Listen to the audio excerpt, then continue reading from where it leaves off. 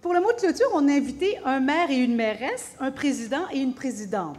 Alors, vous avez d'une part Denis Lapointe, qui est le maire de Salaberry de Valleyfield, que j'avais rencontré dans ma tournée, hein, monsieur Lapointe, il se souvenait, et qui est président du réseau québécois de villes et villages en santé, et Madame Roy, d'autre part, Suzanne Roy, qui est mairesse de Sainte-Julie et qui est présidente depuis 2014, je crois, de l'Union des municipalités du Québec. Alors, on a hâte de vous entendre conclure cette belle journée. Et merci à vous d'être restés jusqu'à la fin. J'anime beaucoup de journées comme ça et de voir autant de gens qui restent jusqu'au mot de la fin, c'est signe que cette journée a été une réussite. Merci à vous de votre participation.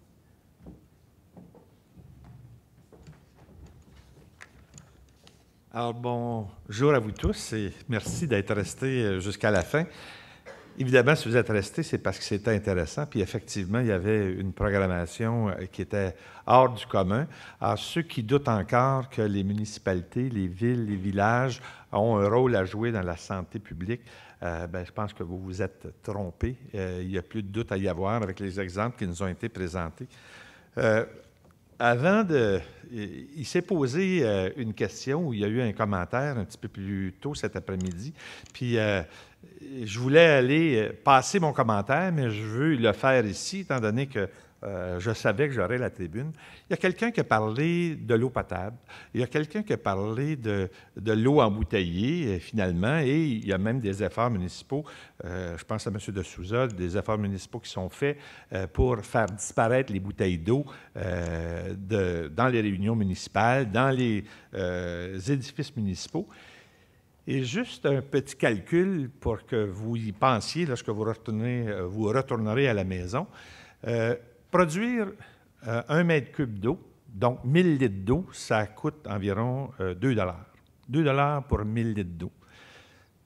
Je transpose ça en bouteille. Lorsque vous allez dans une machine distributrice et que vous achetez une bouteille excusez l'expression, de Dasani ou d'autres marques, vous allez payer 2 $.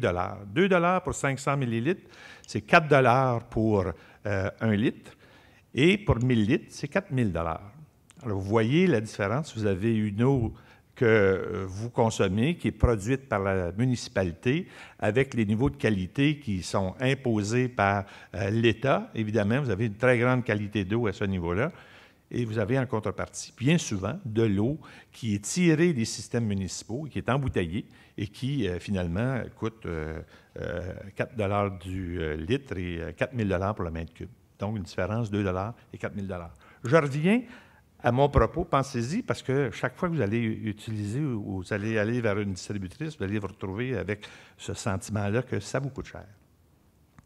Donc, une programmation aujourd'hui qui est assez extraordinaire. Je pense qu'on a eu des exemples de ce qui se fait dans la municipalité, dans chacune des municipalités, et il s'en fait des choses.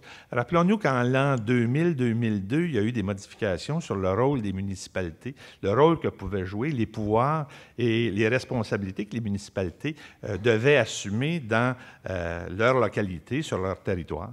Et il s'est introduit un nouveau terme qu'on appelle le bien-être. Alors, la responsabilité des élus était aussi de faire en sorte que d'assurer le bien-être de la population. Et ça a toute une signification. Ça a changé la façon de concevoir les villes, la façon aussi de concevoir les services à offrir à l'ensemble de la municipalité. C'est vrai qu'on s'est occupé pendant des années des trottoirs, de l'asphalte, des trous, des déchets, de l'eau potable, de l'eau usée.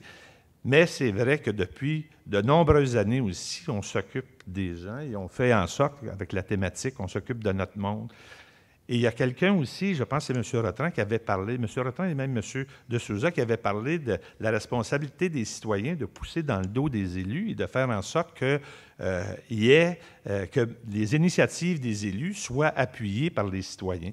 Alors, dans tous les exemples qu'on a vus aujourd'hui, dans tout ce qui nous a été présenté, dans tous les petits et grands projets qui se sont réalisés, je pense qu'il faut réaliser que les élus ont une charge particulière et les élus sont à l'écoute des citoyens. Les élus font en sorte que le milieu de vie soit amélioré, que le milieu de vie soit vivable, mais qu'on puisse bâtir sa vie, qu'on puisse vivre une vie agréable, heureuse et avec, je dis souvent, le bonheur municipal, mais qu'on puisse vivre le bonheur dans le milieu de vie qu'on a choisi, où on a choisi de vivre dans ce contexte-là.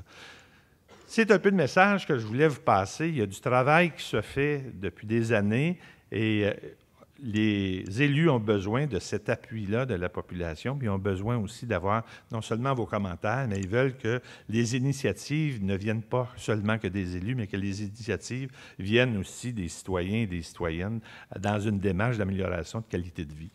On s'occupe en général, et je dis toujours ça, les décisions qui sont prises par les élus municipaux, 80 des décisions qui sont prises par les conseils municipaux sont en lien avec la santé, le transport, eau potable, eau usée, déchets, mais aussi organisation communautaire, organisation sociale, l'équilibre, environnement, tous ces éléments-là.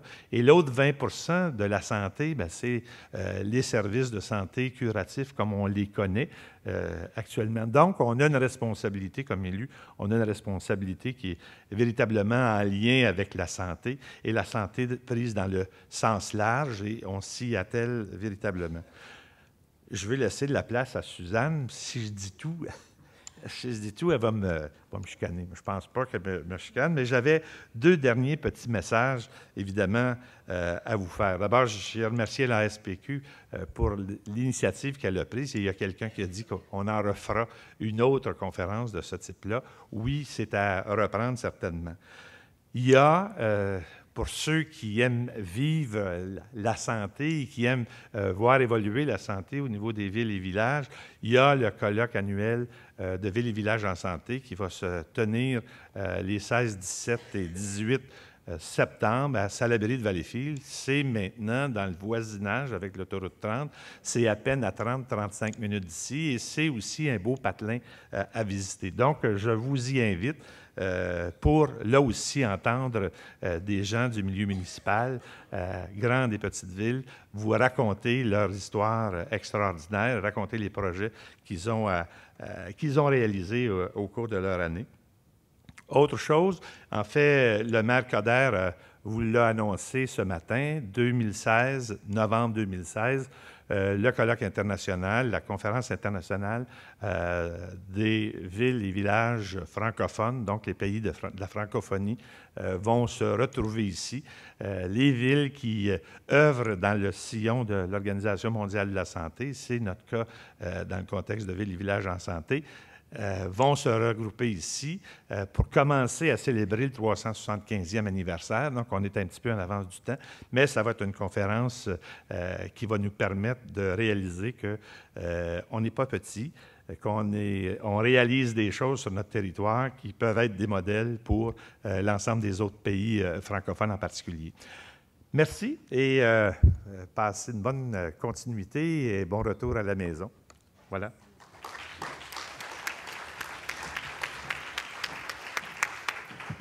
Merci beaucoup, M. Lapointe. Je vais céder la parole à Mme Roy. Merci, Denis. Denis ce matin. Alors, c'est le trio des Denis. J'ai envie de vous dire, mais quelle évolution! Quelle évolution incroyable! Moi, j'ai été élue en 1996 et jamais je n'aurais pu imaginer ce que j'ai entendu ici aujourd'hui. C'est incroyable. On était à une époque de silo, à une époque où la santé s'occupait de la santé, les villes s'occupaient de ces trottoirs. Chacun avait son champ de juridiction.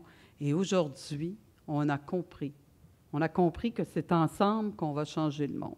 On a entendu longtemps le discours qu'il fallait que ce soit les autres qui fassent les grands changements. C'était la responsabilité du gouvernement du Québec. C'était là. Puis là, il ne faut pas que ça devienne c'est la responsabilité de la ville.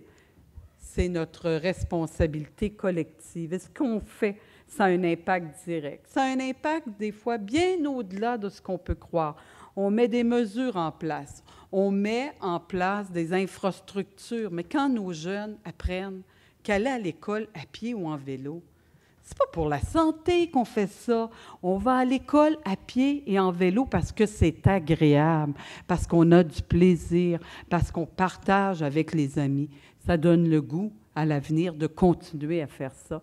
Et ça, on peut le faire comme municipalité en faisant des efforts. Et oui, en interdisant le stationnement de tous les parents qui, par sécurité, veulent aller reconduire leurs enfants à l'école. Et oui, c'est par sécurité qu'on veut le faire. Mais plus ils sont nombreux par sécurité à aller se stationner à côté de l'école, plus ils mettent nos enfants dans l'insécurité, dans le danger. Alors oui, il faut les prendre, ces décisions-là. Ça fait que dans des milieux de vie, aujourd'hui, ce sont nos enfants au primaire qui, plutôt que de vendre du chocolat, nous obligent, nous, à aller courir, à faire de la course. Ils nous donnent de très belles leçons. Et ils ne font pas ça parce qu'ils veulent changer le monde. Ils font ça parce que c'est agréable courir, parce qu'on a du plaisir, et puis que c'est un moyen de financement extraordinaire. Moi, je suis de l'époque où j'achetais la boîte de chocolat. Hein? Je ne dois pas être la seule, j'imagine, qui achetait la boîte de chocolat. Mais aujourd'hui, je ne peux pas acheter la boîte de chocolat. Il faut que j'achète les espadrilles pour aller courir, parce que c'est comme ça qu'ils se financent nos écoles à Sainte-Julie. Pourquoi? Parce que la municipalité, un jour, a dit « Ah oui, c'est vrai, j'ai un rôle à jouer. Et je vais le jouer avec les intervenants santé. Je vais le jouer avec les intervenants scolaires.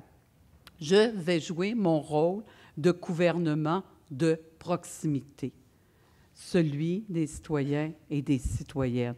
Alors, en conclusion, j'ai juste envie de vous dire que on a beaucoup, beaucoup évolué.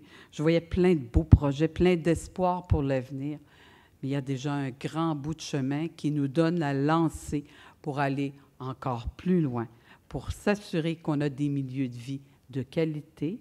Et quand mes petits-enfants seront là, ils ne comprendront pas pourquoi aujourd'hui on était réunis en colloque à parler de comment on peut faire pour améliorer la santé des citoyens, parce que ça sera chose faite, parce que ça sera les bonnes valeurs, tous les milieux politiques ensemble, tous les milieux d'intervenants ensemble qui auront changé cette société. Merci beaucoup et bon retour chez vous.